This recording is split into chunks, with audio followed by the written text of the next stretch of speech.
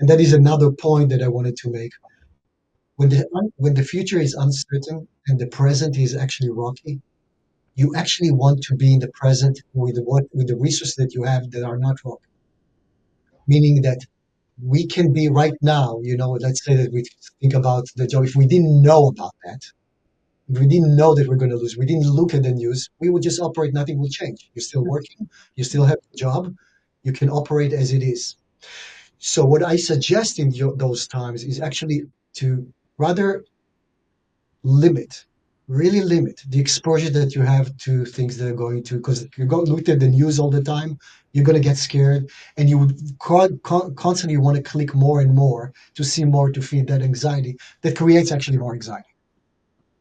It's hard not to watch it though. You Like, know, it's really hard not to watch, and we're all guilty of it.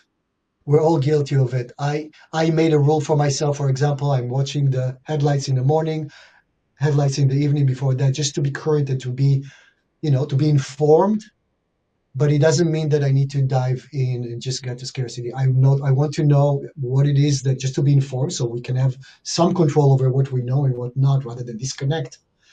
And I'm not saying to disconnect completely, but I'm saying to give it the place that it deserves to, and do you, and do your life, and keep doing exactly what you did. Especially in those times, we want to exactly keep to the routine that we have. We want to do exactly what we did before and continue doing it, not unless, until that there's something that require us to do differently. So in a way, when you think about it, it's all kind of information that we get about the world and about things, and it might be a looming even threat, but as long as it didn't happen, you know, you need to do you.